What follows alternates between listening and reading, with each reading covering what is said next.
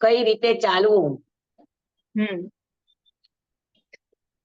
જીવન વ્યવહારમાં તો કે આ બધાનો સાર એટલો કે જીવન એવી રીતે ચલાવવું, કે જીવનમાં એવી રીતે રહેવું, કે જીવનમાં એવી રીતે ચાલવું કે જેનાથી પોતાની પણ દયા પડે અને બીજાની પણ દયા પડે, પોતાની પણ રક્ષા થાય અને બીજાની પણ રક્ષા થાય. એ રીતે જીવનને વહન કરવું, એ રીતે ગમનાગમન કરવું, એને કહેવાય ઈર્યા ભાવના. સમજાણું? અને નિશ્ચયથી એવો અર્થ થાય કે ઈર્યા ભાવના એટલે તમારા યોગો એવી રીતે ચાલવા જોઈએ કે જેના ચાલવાના કારણે માત્ર ઈર્યાપથિકી બંધ થાય. ખાલી તમારું શરીર હલેલું છે એટલા પૂરતો જ કર્મનો બંધ થાય, સાવધ્ય બંધ ન થાય. એ રીતે જીવન ચલાવવું, એને પણ ઈર્યા ભાવના કહેવાય. સમજાણું? જે ચાલવાથી, જે કરવાથી, જે રીતે રહેવાથી સાવધ્ય બંધ અટકે અને ઈર્યાપથિકી બંધ થાય. હા, એ રીતે જીવન વ્યવહારને ચલાવવો, એને કહેવાય ઈર્યા ભાવના. સમજાણું? સમિતિ હોય એવી જ છે ને, 5 સમિતિ? હા, આ 5 સમિતિ જ છે, ઈર્યા સમિતિ, ભાષા સમિતિ. હા, એટલે પેલા મહાવ્રતની 5 ભાવના છે. ઈર્યા ભાવના, મન ભાવના, વચન ભાવના, એષણા ભાવના અને આયાણ ભંડ મત નિખેવણ્યા ભાવના. ભાવનાનો અર્થ એ છે કે તમે એવી રીતે ભાવના ભાવો, એવી રીતે તમારો જીવન વ્યવહાર બને પ્રતિક્ષા, કે જે ભાવનાના કારણે તમારું પેલું મહાવ્રત પુષ્ટ બને, પેલું મહાવ્રત તમારું મજબૂત બને. તો એની માટે જે ચિંતન, જે વારંવાર દોહન, વારંવાર એના ઉપરનું નિધિધ્યાસન, વારંવાર એના ઉપરનું મનન. કેમ કે ભાવના ક્યારે બને? વારંવાર ઘૂંટવાથી. હા, સંસ્કાર નાખવાથી, વારંવાર કરવાના. તો 25 ભાવના એ અતિચાર નથી, પણ 25 ભાવના એ વારંવાર સાધકનું દોહન છે, વારંવાર એનું મનન છે. એ આખા દિવસમાં એનું સતત મનન શું ચાલે કે મારે એવી રીતે રહેવું છે કે જેનાથી સાવધ્ય બંધ ન થાય, એવી રીતે ચાલવું છે કે જેનાથી મારું પણ રક્ષણ થાય અને બીજા સ્વની દયા પણ પડે અને પરની દયા પણ પડે. એ વિવેક પૂર્વક ચાલવું છે કે જેનાથી પાપ કર્મનો બંધ ન થાય, સાવધ્યનો બંધ ન થાય. તો એ રીતે વિવેક પૂર્વક રહેવું, વિવેક પૂર્વક ચાલવું, વિવેક પૂર્વક પ્રવૃત્તિ કરવી, એને કહેવાય ઈર્યા ભાવના.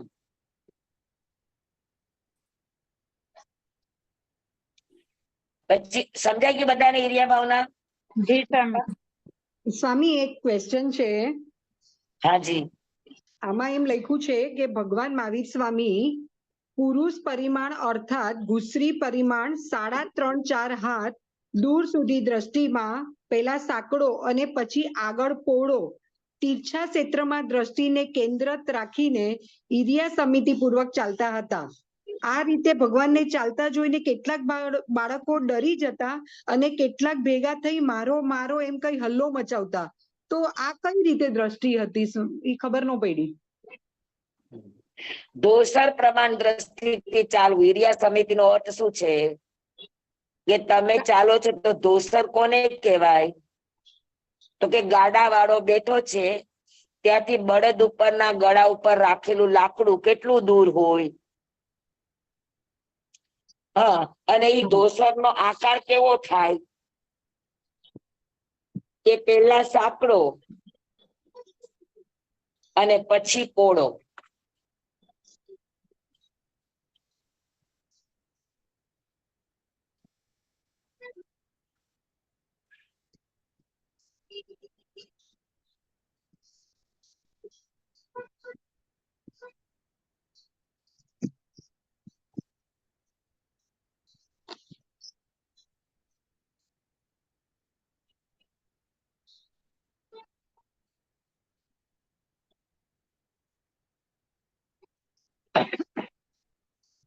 અહીંયા આગળ ગાડા વાળો બેઠો છે, હા અહીંયા બે બળદ છે બરાબર અને આ બળદ ઉપરનું ધોસરું, બરાબર એના ગળા ઉપરનું લાકડું.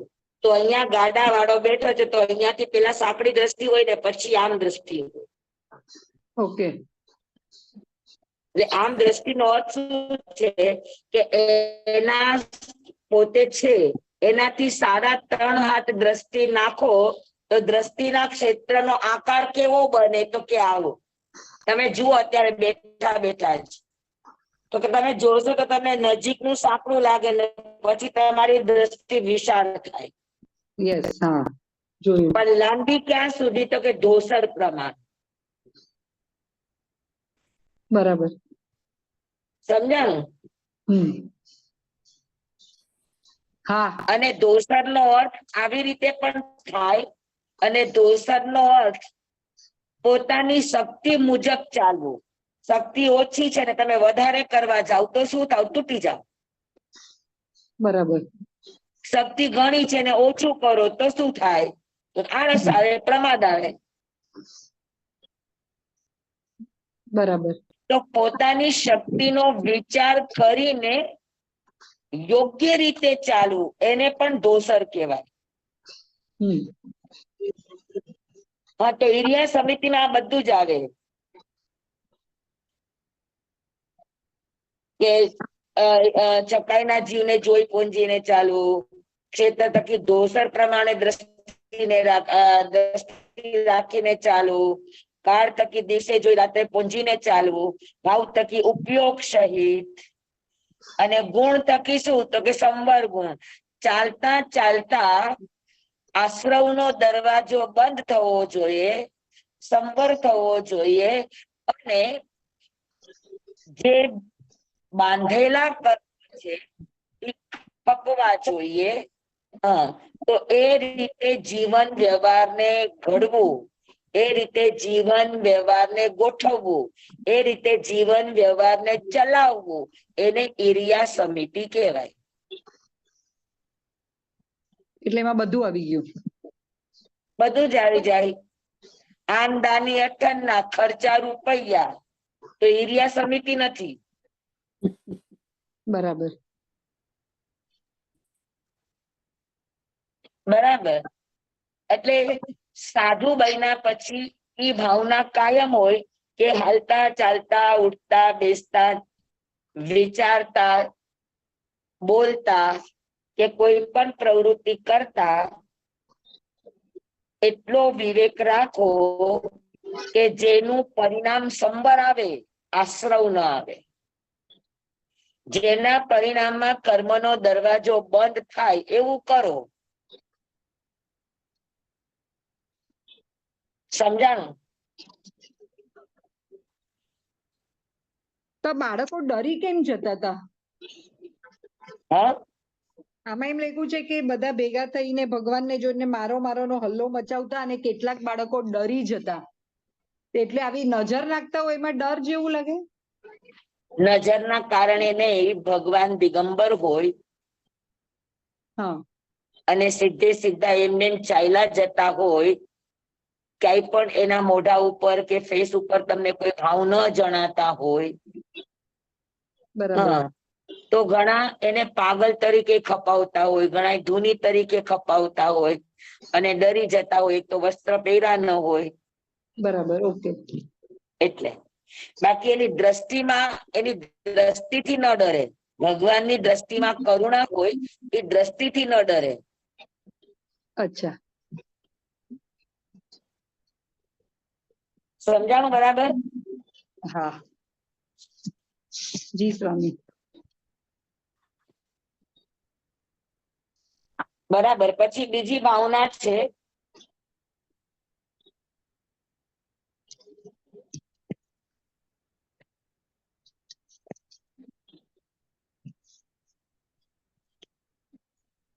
બીજી છે મન ભાવના. મન ભાવનાનો અર્થ છે કે મનને અશુભ વિચારોમાં ન જવા દેવું, મનને પવિત્ર રાખવું, વિચારો આર્ત ધ્યાન, રૌદ્ર ધ્યાનના વિચારોથી દૂર રહેવું, હિંસાકારી વિચારોથી દૂર રહેવું. બરાબર છે. તો એને મન ભાવના છે કે મનના વિચારો મન દુઃખ નિહાળે, પછી દુવી ચિંતીઓ, દુધ્યાઓ, તો એવા બધા સાવધ્ય ભાવોથી મનને દૂર રાખવું, મનને અળવું રાખવું, મનને સંયમિત રાખવું, મનને બસમાં રાખવું, લેવી, બધાને કહેવાય મન ભાવના. કેમ કે મન છે ત્યાં સુધી વિચારો તો ચાલશે, તમે વિચારોને અટકાવી નહીં શકો. તો કે વિચારોને સંકલ્પ બળ આપો, એને કોન્સન્ટ્રેશન આપો, કે મન જ્યાં ત્યાં ભટકે નહીં. એક જગ્યા ઉપર મનને સ્થિર રાખ્યું તો એની સ્થિરતા વધે એ રીતે મનને કેળવો. કેમ કે યોગો છે એને કેળવવાથી કેળવાશે. તો યોગોને કેળવવા પડે. ખરાબ વિચારો આવે તો એનાથી મનને પાછું વાળવું પડે. આર્ત ધ્યાન, રૌદ્ર ધ્યાનના વિચારો આવે તો એને ધર્મ ધ્યાન તરફ વાળવું જોઈએ. સારા વિચારો કરો, સારી ભાવના ભાવો. 12 પ્રકારની વૈરાગ્ય ભાવના ભાવી. આ બધા મનને પવિત્ર કરવાના રસ્તાઓ છે.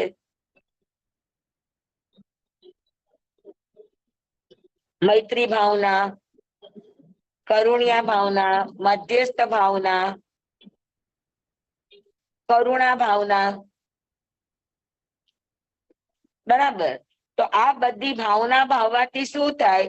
તો કે આ બધી ભાવના ભાવવાથી મન તમારું પોઝિટિવ થાય. મનમાં આવતા દુર્ભાવ અને દુર્વિચારો નીકળી જાય અને મન તમારું પવિત્ર બને. મન પવિત્ર બનશે તો તમે હિંસાના કામ નહીં કરો. હિંસાના કામ થવામાં મનનો બહુ મોટો ફાળો છે.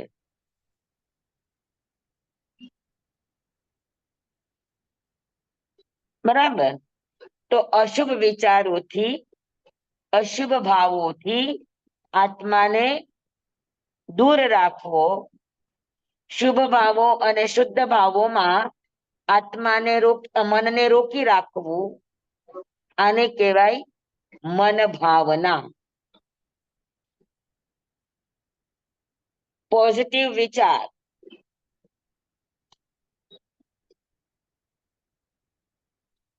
સમજાણું? જી. હા. કોઈની માટે નબળો વિચાર કરો એટલે હિંસા.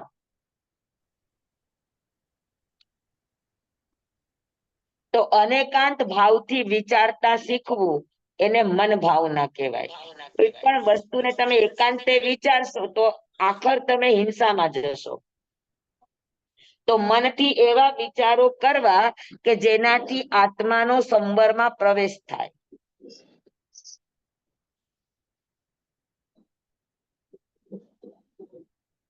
મનુષ્ય સૌથી વધારે કર્મો મનથી બાંધે છે. તો મનની ઉપર એવો વોચમેન બેસાડી દેવો ભાવનાનો કે એવા કોઈ પણ અશુભ વિચાર ન આવે કે જેના કારણે મન તમારું અધિકરણ બને. હા, જેમ કે પ્રસન્નચંદ્ર રાજર્ષિ છે, એનું મન હિંસામાં ગયું, પણ વળી પાછું એને મનને પાછું વાળ્યું, તો એટલી રીતે પાછું વાળ્યું કે એને કેવળ જ્ઞાન થયું. ઇલાયચી કુમાર, મન પેલા ગયું ભોગો વિલાસોમાં, મન પાછું વાળ્યું. ભરત ચક્રવર્તી જોઈ લ્યો. હા, તો આર્ત ધ્યાન અને રૌદ્ર ધ્યાનમાં મન ચાલ્યું જાય, એ મનનો વિભાવનો સ્વાભાવિક સ્વભાવ છે. પણ સાધક એમાંથી મનને બહાર કાઢે અને સારા વિચારોની અંદર મનને રોકી રાખે, જેનાથી મન ખરાબ વિચારો ન કરે, અને ખરાબ વિચારો ન થાય તો હિંસા પણ ન થાય. એટલે અહિંસક બનવા માટે મનનું પવિત્ર હોવું પણ અનિવાર્ય છે.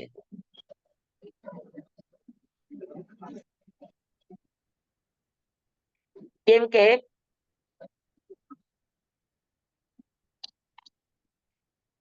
પાપની શરૂઆત પેલા આપણા ભાવોમાં થાય, પછી વિચારોમાં આવે, પછી વચનમાં આવે, અને પછી કાયા દ્વારા પ્રગટ થાય. એટલે ખૂબ જાગ્રત રહેવું પડે મનને અહિંસક બનાવવા માટે. કોઈની માટે પણ નબળો વિચાર આવ્યો એટલે હિંસાની શરૂઆત થઈ જાય.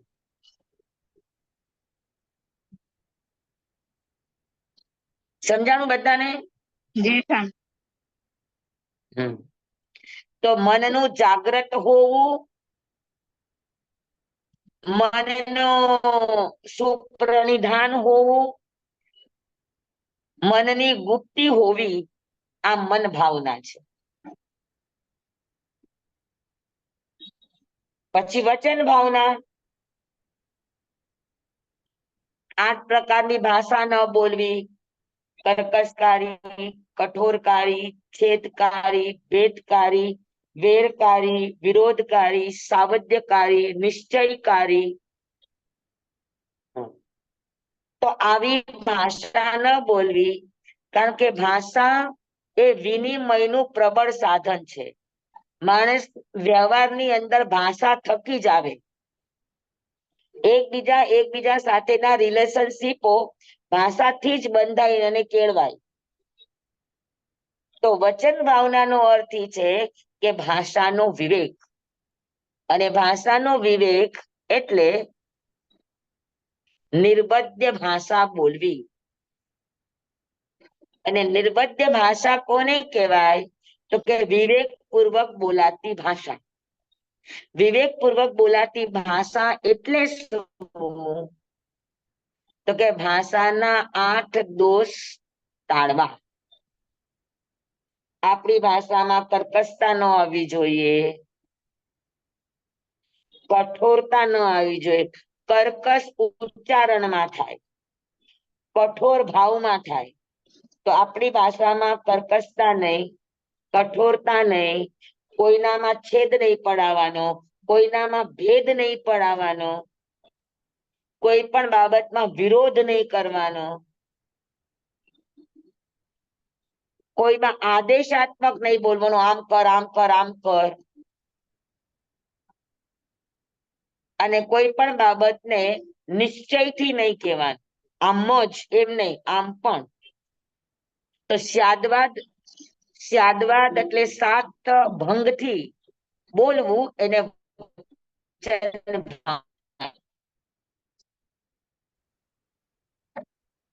સ્યાદવાદ શૈલીથી બોલવું, એને વચન ભાવના કહેવાય. નિર્દોષ રીતે બોલવું, એને વચન ભાવના કહેવાય. 8 દુર્ગુણોથી મુક્ત થઈને બોલવું, એને વચન ભાવના કહેવાય. અથવા તો મૌન રહેવું, એને પણ વચન ભાવના કહેવાય. સમજાણું બધાને બરાબર?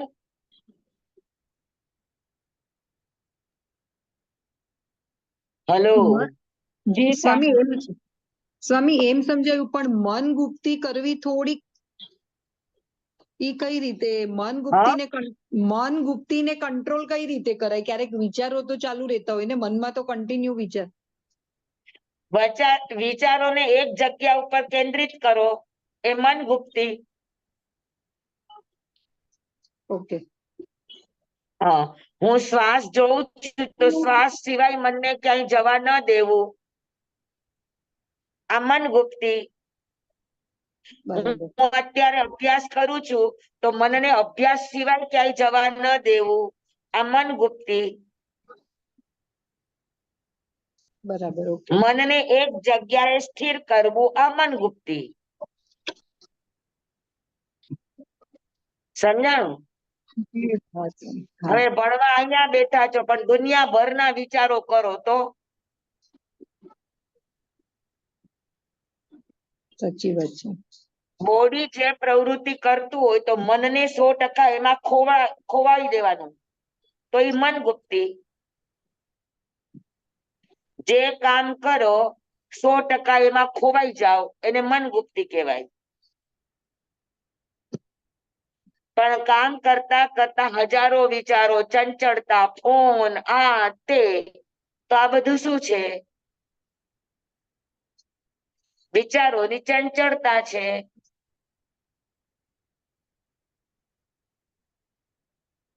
હા, સમજાણું મન ગુપ્તી? હા હા સ્વામી. વચન ગુપ્તી એટલે ભાષાનું મૌન, અને વચન સમિતિ એટલે બોલો છો તો વિવેકપૂર્વક બોલવું. તો વચન ભાવનામાં બે આવે, વચન ગુપ્તી પણ આવે અને વચન સમિતિ પણ આવે. આપણા બોલવાથી કોઈ જીવને ધ્રાસકો ન પડવો જોઈએ, આપણા બોલવાથી કોઈ જીવની નિદ્રામાં ખલેલ ન પડવો જોઈએ. રાત વીતી ગઈ છે તો બહુ જોર જોરથી બોલાય નહીં, હસાય નહીં. તો આ બધો વિવેક ઈ સમિતિ છે. સમજાણું? હા સ્વામી. સમજાણું ને બધાને? હા સ્વામી. જી સ્વામી. તો આ જી વચન સ્વામી. ભાવના છે. પછી એષ્ટના ભાવના. એષ્ટના ભાવના એટલે તમે જે તમારી જરૂરિયાત માટે ગવેષણા કરો છો.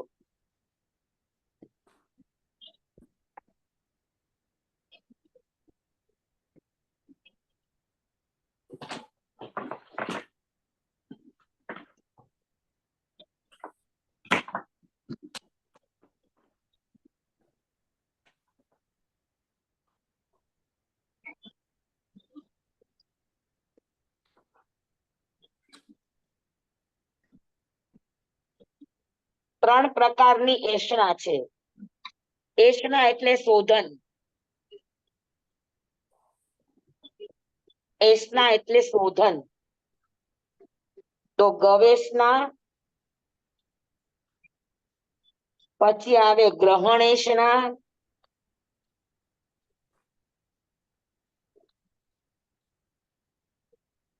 અને પછી આવે પરિભોગેષણા.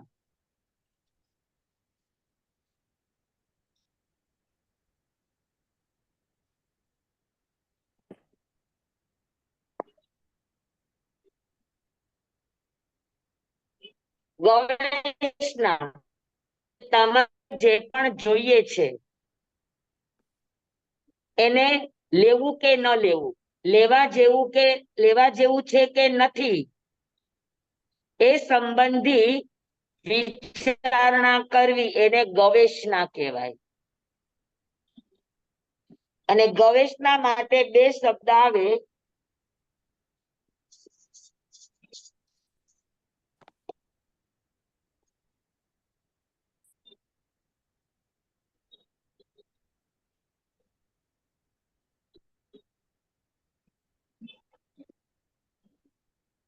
કલ્પનીય અને એષણીય. તો મને જે વસ્ત્ર, પાત્ર, આહાર, હા 14 પ્રકારનું દાન જેની મને જરૂરિયાત છે, તો એ જરૂરિયાતની વસ્તુ મને જોઈએ છે. તો પહેલી વાત તો એ કે મને કલ્પનીય છે. કલ્પનીય છે એટલે નિર્દોષ છે, એમાં કોઈ જીવની હિંસા વિરાધના નથી ને, સચેત નથી ને. હા, તો સાધુને કલ્પે એવું છે કે નહીં એનો વિચાર કરવો એને કલ્પનીય કહેવાય. અને એષણીયનો અર્થ એ છે કે કલ્પે એવી વસ્તુમાં વિવેક કરવો એ એષણા છે. વિવેક શું કરવો? તો કે આની પાસેથી લઈશ તો એને એની જીવન નિર્વાહમાં કઈ તકલીફ તો નહીં પડે ને, આ લઈશ તો એના ઉપર શું અસર પડશે, એના ભાવમાં વૃદ્ધિ થશે કે ઘટાડો થશે, આ લઈશ તો મારી સંયમ યાત્રામાં નુકસાન થશે કે લાભ થશે, આ બધાનો વિચાર કરવો એને કહેવાય એષણા. તમારી માટે બનાવેલું બટેટાનું શાક કે કંદમૂળ એ મારી માટે કલ્પનીય છે, પણ બટેટાનું શાક મારે લેવાય કે ન લેવાય, એષણીય છે. એ વિવેક એને એષણા કહેવાય. લેવાય કે ન લેવાય આ પેલો વિચાર. લેવાય તો કેટલું લેવાય કેટલું ન લેવાય આ બીજો વિવેક. લેવાય તો કઈ રીતે લેવાય આ ત્રીજો વિવેક. આ 3 વિવેક પૂર્વક જે લેવાય એને ગ્રહણ એષણા. બરાબર. અને પછી લીધા પછી એને કઈ રીતે વાપરવું આ પરિભોગેષણા. પેલા લેવા જેવું છે કે નથી જેવું એને કહેવાય ગવેષણા. પછી લેવું છે તો કેવી રીતે લેવું, કેટલું લેવું, હા અને શું લેવું કે જેનાથી પોતાને નુકસાન ન થાય ને જેની પાસેથી લ્યો છો એને નુકસાન ન થાય. તો બેયનો વિચાર કરીને લેવું એને ગ્રહણ એષણા. વિવેકથી લેવું એને ગ્રહણ એષણા. અને લીધા પછી કઈ રીતે વાપરવું કે વેસ્ટ ઓછું જાય, નકામું ઓછું જાય ને કામમાં વધુ આવે એ રીતે એને વાપરવું એને કહેવાય પરિભોગેષણા. સમજાણું?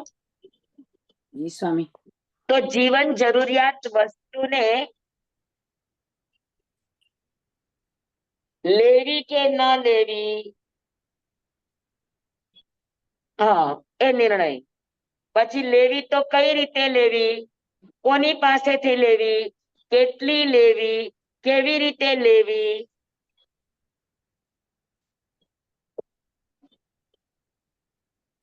અને લીધા પછી કેવી રીતે એની ઇરિયાવય આલોચના કરવી, કઈ રીતે એને વાપરવી પેલા તમે આમંત્રણ કરો, પછી તમે સ્વાધ્યાય કરો અને પછી તમે એને વાપરો. વાપરો કઈ રીતે વાપરો તમને રાગ દ્વેષ ન થાય, હા તમારા મનમાં ખરાબ ભાવો ન આવે એ રીતે તમે એનો ઉપયોગ કરો. તો આ બધાને કહેવાય એષણા સમિતિ. સમજાણું બરાબર? એષણા એટલે વિવેક, એષણા એટલે વિચારી વિચારીને, એષણા એટલે શોધન.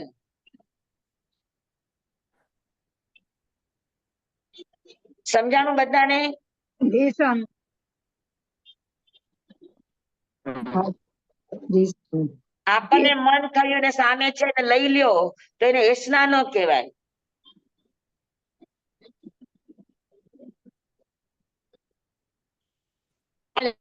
પાછળ શું અસર પડશે એ પણ વિચાર કરવો. ખાલી તમે લઈ લ્યો તમારી જરૂરિયાત એટલું જ પર્યાપ્ત નથી. એટલે બીજાનો પણ વિચાર કરો, બીજાને માટે પણ સોચો.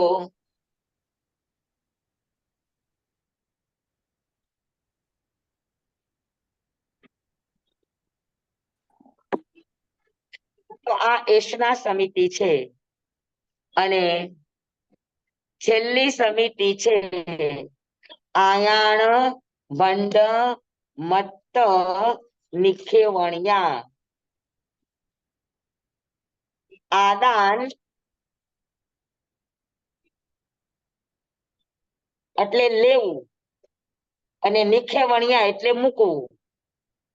તો તમારા પોતાના બંડ છે, ઉપકરણ છે, જેટલી પણ ઉપધિ છે તમારી માલિકીની કે તમારી પાસે જે કઈ પણ ઉપલબ્ધિ છે, જે કઈ પણ ઉપધિ છે એને તમારે લેવી કઈ રીતે અને મૂકવી કઈ રીતે.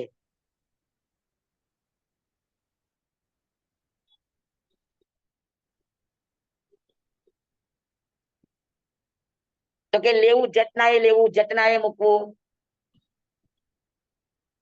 હા, પછી વિખણ પીખણ જ્યાં ત્યાં જેમ તેમ આડું અવડું અસ્ત વ્યસ્ત ન રાખવું. બરાબર.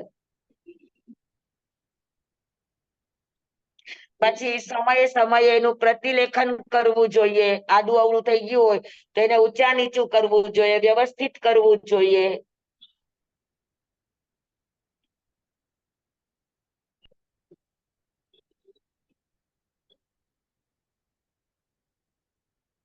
અભાવ થકી એ તમારા બંધ અને ઉપકરણ જે કઈ પણ છે એના ભોગવટામાં મૂર્છા ભાવ ન આવવો જોઈએ, રાગ ભાવ ન આવવો જોઈએ, આસક્તિ ભાવ ન આવવો જોઈએ. એનું સતત ખેવના કરવી, સતત એનું ધ્યાન રાખવું.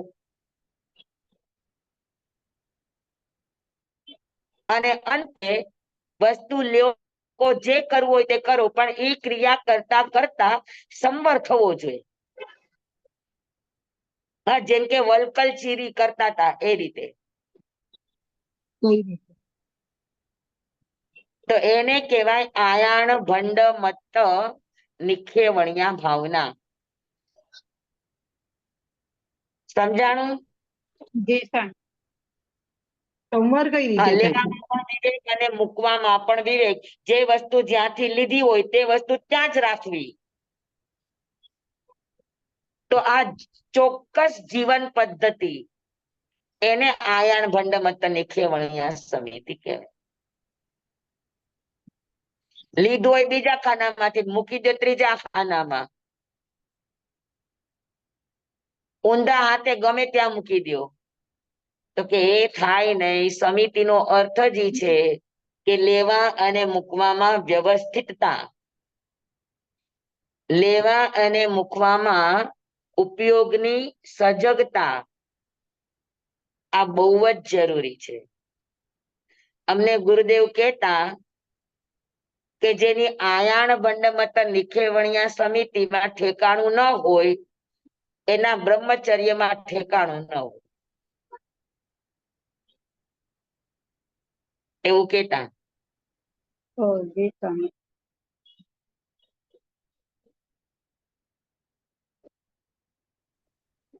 સ્વદયા અને પરદયાના ભાવ સાથે લેવું અને મૂકવું એને આયાન ભંડ મત્ત નિખેવણ્યા સમિતિ કહેવાય. ઉપયોગ પૂર્વક કરવાનું બધું કામ, જતના પૂર્વક કરવાનું બધું કામ. હાજી, દરેક કામ ઉપયોગ પૂર્વક કરો. દરેક કામમાં પોતાનું અને બીજાનું નુકસાન ન થવું જોઈએ અને દરેક કામની પાછળ તમારી સંવર કરણી થવી જોઈએ, કર્મનો બંધ ન થવો જોઈએ. એટલી જતનાપૂર્વક. જાગૃતિ પૂર્વક કરવું એને ભાવના કહેવાય. સમજાણું બરાબર બધાને? જી સ્વામી. પાકું? પાક્કું. આ બધાને એ જીવનમાં તો ઉતારવા, હાજી. આ બધું જાગૃત જીવનમાં ઉતારવાનું રોજના વ્યવહાર. થાય. હા, તો પેલા મહાવ્રતની 5 ભાવના આપણને આવડી જાય ને તો બધી બાકીની 25 ભાવના આવડી જાય. જય સ્વામી. કે 5 ભાવનાની અંદર જ બધું છે. તમે વિચારો 5 ભાવનાથી હવે કઈ બાકાત રહ્યું? ના. હા, ચાલવાનું આવી ગયું, મન આવી ગયું, વચન આવી ગયું, વસ્તુની લેવડ દેવડ આવી ગઈ, દેશની લેમુક આવી ગઈ. જય સ્વામી. હા, તો 5 મહાવ્રતની આવી 25 ભાવના છે. આ પેલા મહાવ્રતની 5 ભાવના થઈ. બધાને સમજાઈ ગઈ? જી સ્વામી. કોઈને કઈ પૂછવું છે આમાં? નહીતર પછી હવે બીજા મહાવ્રતની ભાવના લઈએ. જય સ્વામી. બરાબર છે? જી. હા, તો પેલું મહાવ્રત સવ્વાઓ પાણાઈ વાયાવો વેરમણમ, દ્રવ્ય થકી છકાઈ જીવની હિંસા કરવી નહીં, કરાવી નહીં, કર્તા પ્રત્યે અનુમોદન આપવું નહીં, ક્ષેત્ર થકી આખા લોક પ્રમાણે, કાળ થકી જાવ જીવ સુધી, ભાવ થકી ઉપયોગ સહિત પેલા મહાવ્રતની 5 ભાવના, ઇરિયા ભાવના, મન ભાવના, વચન ભાવના, ઈષ્ણા ભાવના, આયાણ બંડ મતન નિખેવણિયા ભાવના. આમ પેલા મહાવ્રતને વિશે 81 તથા 36 ભાંગે જે કોઈ પાપ દોષ લાગ્યો હોય તો તસમિચ્છામિ દુક્કડમ. આ અમારું પેલું મહાવ્રત પ્રતિક્રમણ નું. 81 અને 36 આમાંથી એક પણ દોષ લગાડ્યા વગર કરવું. 81 શું છે સ્વામી? દોષ છે. અને 36 ભાંગા. અને 36 ભાંગા. એટલે 81 ભાંગા પણ થાય ને 36 ભાંગા પણ થાય. અચ્છા. તો એ દોષને ટાળીને, એટલા ભાંગાને ટાળીને તમારે મહાવ્રત નું પાલન કરવું. એમાં તમને એટલા દોષ લાગવા ન જોઈએ. 81 તથા 36 ભાંગે કરી આત્માને મલિન કરી, 5 ભાવનાથી વિપરીત વર્તને કરી, આત્માને જે કોઈ પણ દોષ લાગ્યો હોય તો અરિયન સિદ્ધ કેવડી ગુરુ ભગવાન આપની સાક્ષીએ, આત્મા પરમાત્માની સાક્ષીએ તસ્મિચ્છામિ દુક્કડમ. તમારું પેલું અણુવ્રત ને અમારું પેલું મહાવ્રત પ્રતિક્રમણમાં આ રીતે બોલવાનું હોય.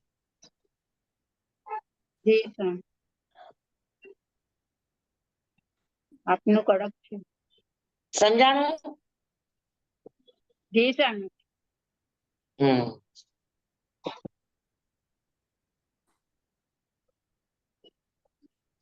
પછી હવે બીજું મહાવ્રત.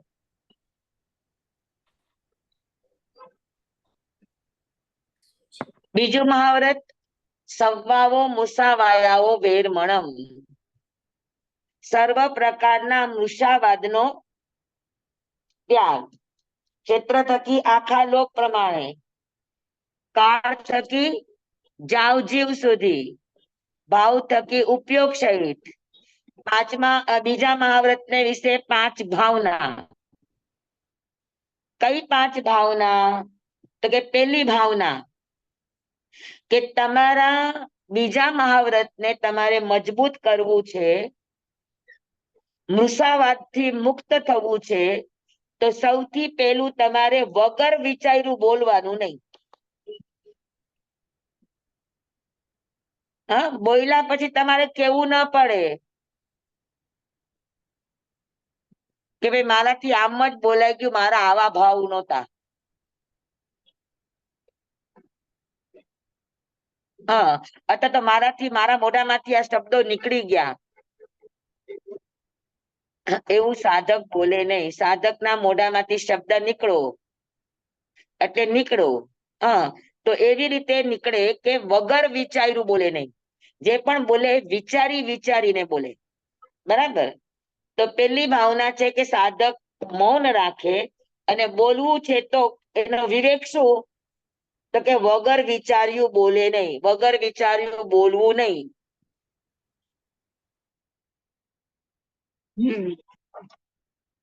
જી બોલતા પહેલા 100 વાર વિચાર કરવો. જી સ્વામી. અને અનુભવી એમ કે 100 ઘરને ગાળીને બોલવાનું. જી સ્વામી. બરાબર. કેમ કે વચન તમારા મોઢામાંથી નીકળી ગયું પછી એ તમારું નથી રહેતું. હા, વચન નીકળી ગયું પછી સામે વાળો જે અર્થ કરવા ધારે એ કરી શકે. અને તમે પછી ત્યાં ચોખટ કરવા બેસો કે ના, મારો તો આવો ભાવ નહોતો ને, આવું નહોતું ને, આમ નહોતું ને, તેમ નહોતું ને, એ સાધકના મોઢામાં આ રીતની ભાષા ના નીકળે. વિચારીને એટલું સરસ રીતે બોલે કે સામે વાળા કોઈને પણ એમાંથી વિરોધ કરવાનો કે દોષ કાઢવાનો વખત જ ના આવે. બરાબર. એટલે વગર વિચારીએ બોલવું નહીં. પછી બીજું છે ક્રોધે કરી બોલવું નહીં. ક્રોધથી, ગુસ્સામાં, આવેશમાં બોલાયેલું સાચું વચન પણ અસત્ય વચન છે. અસત્ય વચન તો અસત્ય વચન છે જ, પણ ક્રોધથી, આવેશમાં આવીને તમે સાચું બોલો તો પણ એને કહેવાય શું? તો કે એને મૃષાવાદ કહેવાય. હા, જેમ કે દ્રૌપદીજી બોલ્યા હતા કે આંધળાના દીકરા આંધળા જ હોય, અંધના જાયા અંધ હોય. તો ખોટું નહોતું, પણ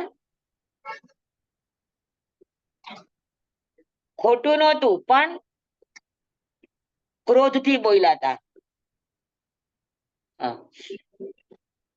તો એક તો ભાષાનું સંસ્થાન જ વજ્રનું છે, અને એમાંય તમે આવેશથી બોલો તો ઈ શસ્ત્ર શું થાય કયો જોઈ? મહાભારત. હા, મહાભારતનું સર્જન કરે. હા. બરાબર. એક બાજુ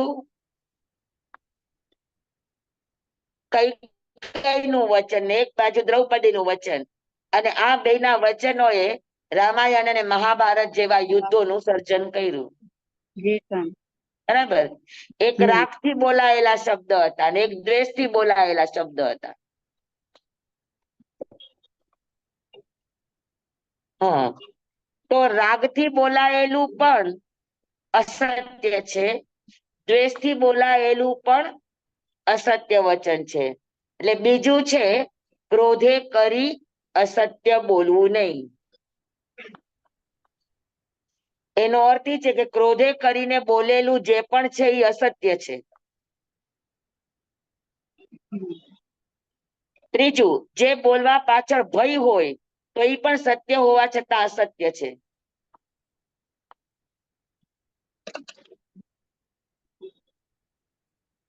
ચોથું, બોલવા પાછળ કોઈની મસ્કરી છે, કોઈને નીચા દેખાડવાનો ભાવ છે, હાસ્ય છે.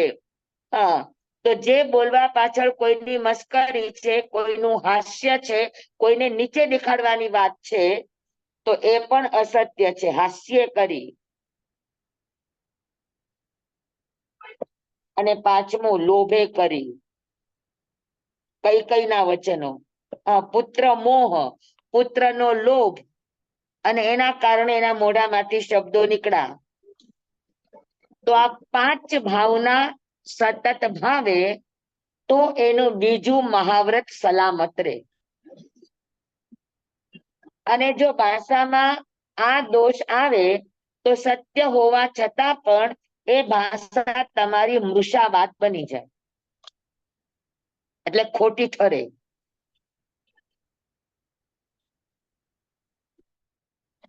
આવું સમજાય કાંઈ ગયું પણ હોય બધાને? ત્યાં મૌન રહેવું જોઈએ.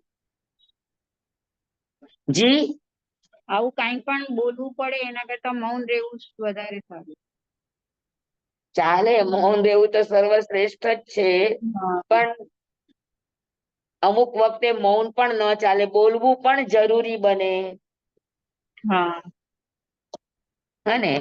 તો હમ બોલતી વખતનો આ વિવેક હોવો કે ભાઈ મારા શબ્દની પાછળ વગર વિચાર્યું ન હોવું જોઈએ, મારા હમ શબ્દની પાછળ આવેશ તીખાશ ન હોવી જોઈએ, હમ કડવાશ ન હોવી જોઈએ, ફરિયાદ ન હોવી જોઈએ, મારા બોલવા પાછળ કોઈ ભય ન હોવો જોઈએ, જી મારા બોલવા પાછળ કોઈની હાસ્ય મજાક ન હોવી જોઈએ, હા કોઈને લાગી જાય, કોઈને દુઃખ લાગી જાય, અને મારા બોલવા પાછળ લોભ અને લાલચ ન હોવી જોઈએ. તો સ્વામી આ આપણે 5 દુર્ગુણથી મુક્ત મારું વચન હોવું જોઈએ, તો જ નિંદા મારું કરવી બીજું શેમાં? મહાવ્રત સચ. હાજી, કોઈની નિંદા કરવી, કુતરી કરવી શેમાં આવશે? એ બી વગર ગુસ્સામાં. વિચાર્યું. હા, ઓકે. વગર વિચાર્યું, અથવા તો આ ક્રોધ હોય, હાસ્ય, લોભ, હા હાસ્ય કરીને નિંદા કરે, ભયથી હા એ નિંદા થાય, ભરતી.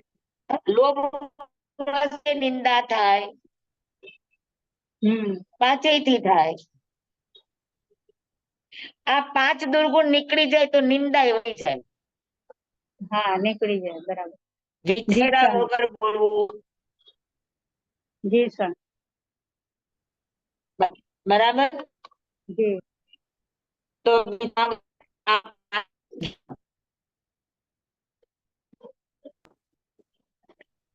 આના દોષ લાગવાના કે ભાઈ આ ભાવના ભાવવી જોઈએ મહાવ્રતમાં, પણ આ ભાવના ભાવી ન હોય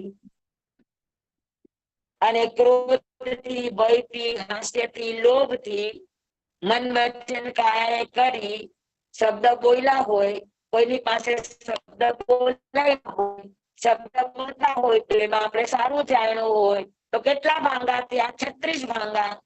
તો બીજા મહાવ્રતમાં 36 ભાંગે કરી કોઈ પણ પાપ દોષ લાગ્યો હોય, 5 ભાવનાથી વિરાધના થઈ હોય તો તસ્મિચ્છામિ દુક્કડમ. બરાબર સમજાણું? જી સર.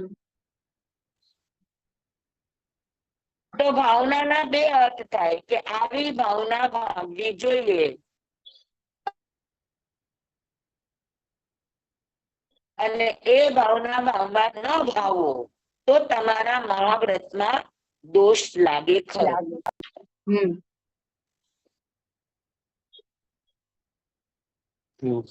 તો બીજું મહાવ્રત પૂરું. હા, અને આ 5 દોષ ન લાગે તો એનું વચન સત્ય વચન બને.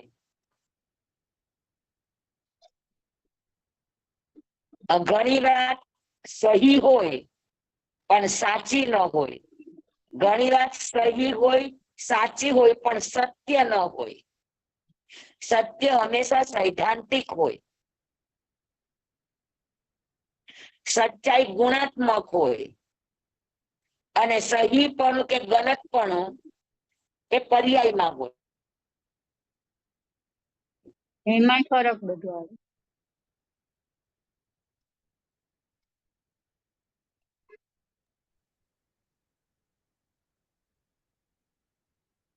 પર્યાયથી સહી હોય તો ગુણથી હજુ સાચું ન હોય, એમાં ઘણું ખોટું હોય, એ નીકળી જાય એટલે સાચું થાય, ગુણાત્મક. સાચું છે એ બધું સત્ય ન હોય, એમાં ઘણું સૈદ્ધાંતિક અસત્ય હોય, એ નીકળી જાય અને છેલ્લે બચે ઈ સત્ય આવે. સામે ફરી સમજાવો. એનું કઈ એક્ઝામ્પલ કોને? આ સમજાણું ને સાચું ને 3 વસ્તુ છે, જો તમે એના 3 જોડકા યાદ રાખો, આના ઉપર આપણે વિચારશું. સહી ગલત, હમ પછી સત જૂઠ, સાચું ખોટું, સચ જૂઠ હમ અને સત્ય અસત્ય.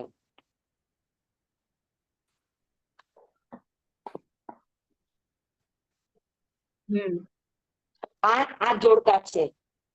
ગલત હા. બધું નીકળી જાય ત્યારે સહી પ્રગટ થાય પર્યાયમાં. પછી સહી માંથી ખોટું બધું નીકળી જાય, જૂઠ બધું નીકળી જાય ત્યારે ઈ સચ બને, સાચું બને. સાચા માંથી અસત્ય નામનું બધું નીકળી જાય ત્યારે ઈ સત્ય બને.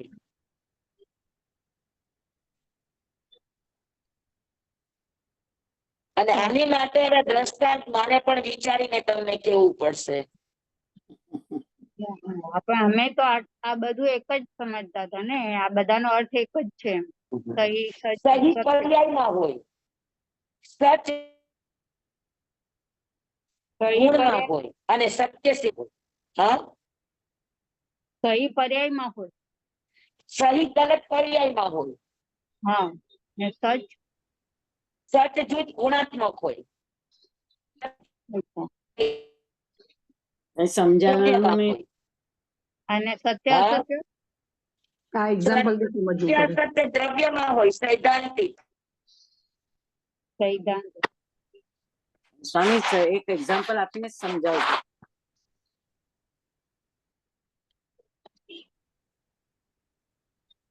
જી સ્વામી. દ્રષ્ટિ હોય, પર્યાય ગુણ અને દ્રવ્ય. હા.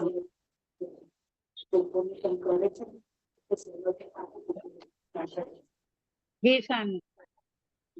પાછી મન લાગેલી મને બોલી બીજી રાની હોય ને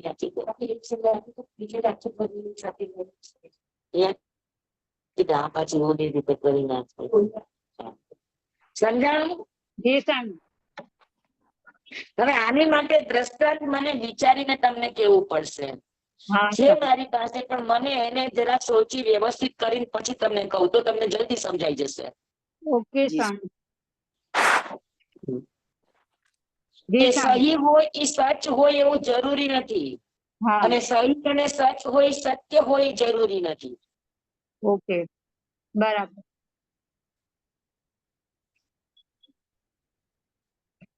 બરાબર જી છે? સ્વામી. જી સ્વામી.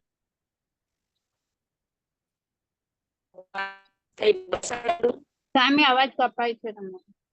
5 ને 20 થઈ. હા.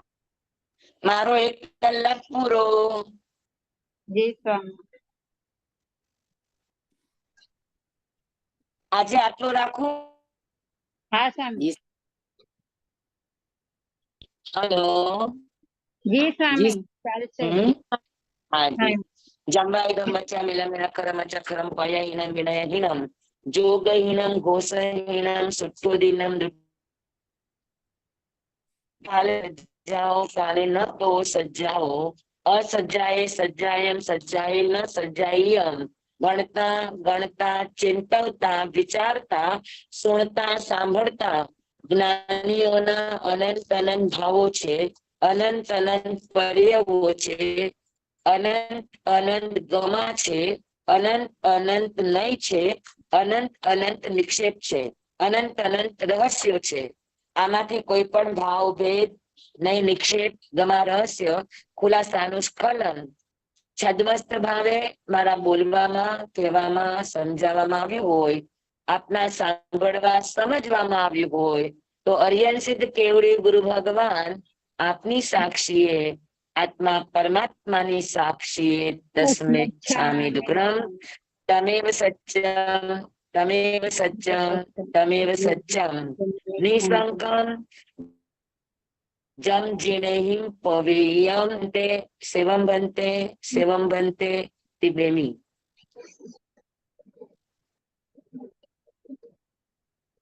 જી સ્વામી ધન્યવાદ. ધન્યવાદ. હા, તો હા, હવે 5 ભાવના આવી રીતે આવે છે, લેવી છે ને 5 મહાવ્રતની ભાવના. હા. હા. નમો રિયંતાણ નમો સિદ્ધાણ નમો આયર્યાણ નમો વૈસાયણ નમો સૌસામણ ગુરુદેવની આજ્ઞા શ્રી શ્રી ચદારી મંગલમ અરિહંતા મંગલમ સિદ્ધા મંગલમ સાહુ મંગલમ કેવલી પનતુદો મંગલમ चटारी लघुतमा अरिहंता लघुतमा सिद्धा लघुतमा साहु लघुतमा केवली पन्नतम लघुतमो चटारी शरणं प्रवज्जामि अरिहंते शरणं प्रवज्जामि सिद्धे शरणं प्रवज्जामि साहु शरणं प्रवज्जामि केवली पन्नतम धम्मं शरणं प्रवज्जामि चार शरणा चार मंगल चार उत्तम करे जे नर भवसागर માં ન બુડે તે सकल कर्म नो आणे अंत मोक्ष तणा सुख लहे अनंत भाव धरीने जे गुण गाय ते जीव तरीने मोक्षे जाय संसार माही शरणाचार अवर शरण नहीं कोई जेन नारी याद रे अक्षय विचल पदवी होय अंगूठे अमृत वसे लब्धि तणा भंडार श्री गुरु गौतम स्वामी जी भगवान ने समरिए तो सदाई मन वांछित फलदातार सदाई मन वांछित फलदातार। बोलो भगवान महावीर स्वामी की जय। पूज्य गुरुदेव की जय। आप सर्व जिज्ञासा धन्यवाद। આપનો ખૂબ ખૂબ આભાર. ખૂબ ખૂબ આભાર સ્વામી. સ્વામી આપને ફાવે છે ને ટાઈમ બરાબર? અરે મને ફાવે છે પણ હમણાં થોડુંક મારું અસ્ત વ્યસ્ત થઈ ગયું છે એટલે ટાઈમિંગ માં થોડુંક મારો અવિવેક થઈ જાય છે. હા હા કોશિશ કરું છું. સતત બોલવાના કારણે મને થોડીક આરામની વચ્ચે વચ્ચે જરૂર પડે છે એટલે થોડુંક ટાઈમિંગ સેટિંગ માં મને હજુ થોડુંક ગડબડ થાય છે. અચ્છા ઠીક છે સ્વામી. આપણે પછી પણ આ મોડા વેલું થોડું ઘણું થાય મારાથી હું જાળવવાની કોશિશ કરું છું. ના વાંધો નહીં સ્વામી. કઈ તકલીફ હોય તો પછી આપણે એમ કે એકાંતરે કરીએ વચ્ચે એક દિવસ રજા પાડીએ. જોઈએ હમણાં ચાલે છે તો ચાલવા દો. થોડુંક સમય નું આગળ પાછળ થાય છે તમને રાહ જોવી પડે મારી એવું બને છે. વાંધો નહીં. સ્વામી એક અજીવનો ખાલી એક ડાઉટ છે પૂછી લઉં? હાજી પૂછો. આપણે અડીદીપ ની બહાર અજીવના 14 ભેદ માંથી કેટલા ભેદ હોય તો કાળ ને છોડીને આપણે બધા ભેદ ગણી શકીએ 13 કેવી રીતના? અજીવ દ્રવ્યના 14 ભેદ માંથી અડીદીપ ની બહાર કેટલા ભેદ હોઈ શકે? અડીદીપ ની બહાર બધાય ભેદ હોય કેમ ન હોય? કાળ પણ હોય. અડીદીપ ની બહાર કાળ હોઈ શકે? 14 રાજલોકમાં કાળ છે. તો આપણે કહીએ છીએ ને કાળ તો સમયવર્તી છે અડીદીપમાં જ છે એમ કહીએ છીએ તો? એટલે ગણના કાળ, વ્યવહાર કાળ. હા ગણના કાળ નથી ત્યાં આગળ.